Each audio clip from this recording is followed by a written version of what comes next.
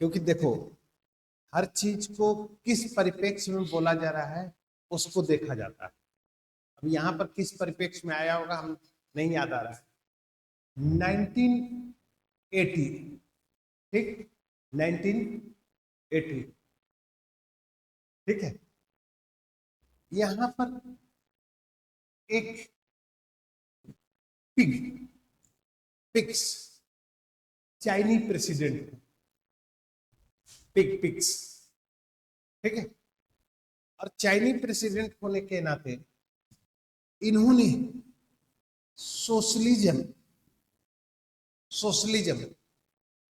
समाजवाद का मतलब इकोनॉमिकल इक्वलिटी, आर्थिक समानता, इकोनॉमिकल इक्वलिटी, आर्थिक समानता, समाजवाद, आर्थिक समानता लाने के लिए दो चीजें करता है, ठीक।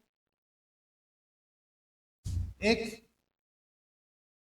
निजी नेशनलाइजेशन ऑफ प्राइवेट प्रॉपर्टी, निजी संपत्ति का राष्ट्रीयकरण, निजी संपत्ति का राष्ट्रीयकरण। क्लियर? इसका मतलब क्या होगा? इसका मतलब क्या होगा? इसका मतलब ये भी आर्थिक समानता है, और दूसरा है कि सबको अमीर बना, ये भी आर्थिक समानता है। अरे बोलना यार तुम लोग, सबको अमीर बना दो तब भी समानता हो जाएगी, और सबको क्या कर दो? गरीब बना दो, ठीक।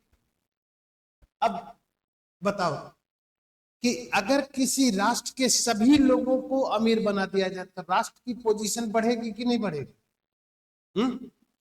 बढ़ेगी। फिर यहीं से इस कंसेप्ट पर चल जाते हैं, सोशलिज्म का ये कंसेप्ट लेकर। चाइना की पोजीशन आज क्या है? 1980 से लेकर आज तक चाइना की पोजीशन यही है कि नहीं?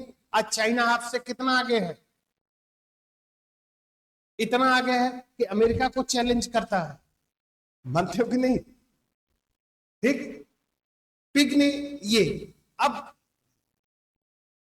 जब चाइना की position, China economical and strategical power के रूप में बढ़ने लगा। क्लियर? आर्थिक, और तो इससे यूएस की सुपरमेसी खतरे में पड़ने लगी, ठीक। और यूएस अपनी सुपरमेसी को मेंटेन करने के लिए, सुनना, यानी maintain the US supremacy, maintain the US supremacy. Clear है कि नहीं? यूएस किसको सपोर्ट करेगा? इंडिया, जिसके कारण यूएस की सुपरमेसी मेंटेन रहे, ठीक।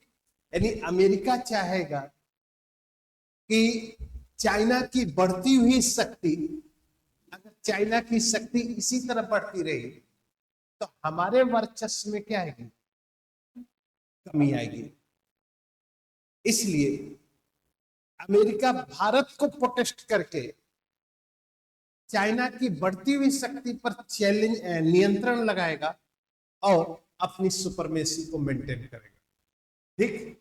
अब आ जाइए, अब मेन मुद्दे पर आइए, है क्या?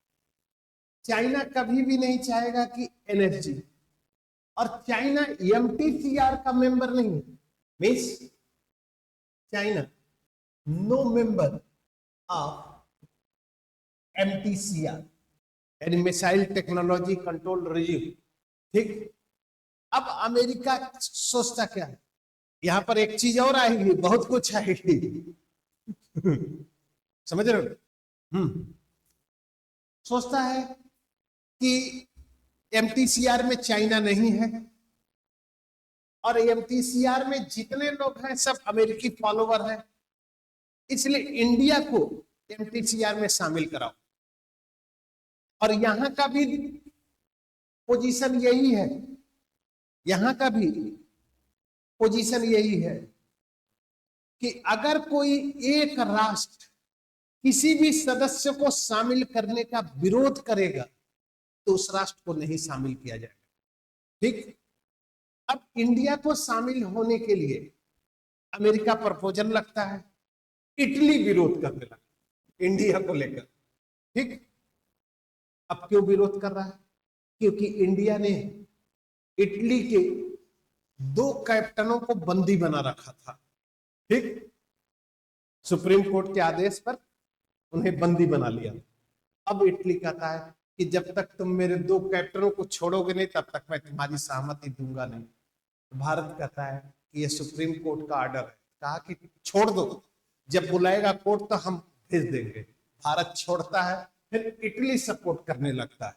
यानी ये सब समझो कि इंटरनेशनल पॉलिटिक्स चलती कैसे है, समझो कि नहीं।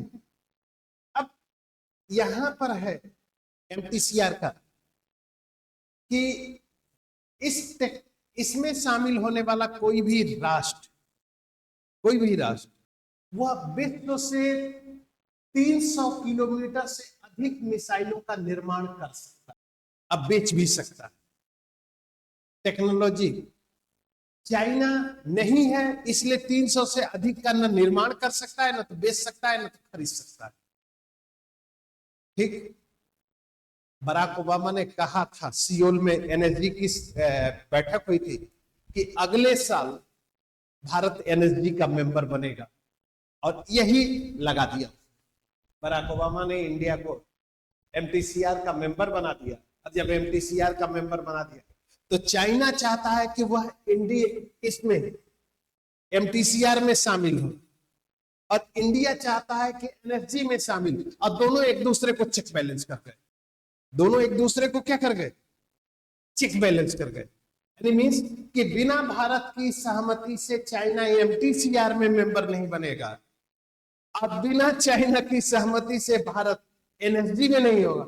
दोनों एक दूसरे को संतुलित हो गए, और अमेरिका अपनी सुपरमेसी को क्या कर गया? मेंटेन कर गया। अब समझ में आई बात? इसमें एक काम कर लो, हेडिंग डाल दो यहां पर, India, US and China MTCR.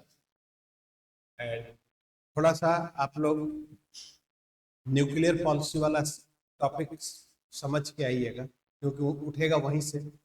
यानी इसके कहने का मतलब ये है कि हम परमाणु अस्त्रों का निर्माण करके परमाणु अस्त्रों की प्रतिस्पर्धा में शामिल नहीं करेंगे। हम परमाणु अस्त्र उतना ही रखेंगे जितना हमारी सुरक्षा के लिए आवश्यक है। ये हमारी सुरक्षा के लिए कितना आवश्यक है मैं डिसाइड करूंगा, एनिमीज इंडिया डिसाइड करेंगे, किसी के कहने पर नहीं। ठीक, चलिए।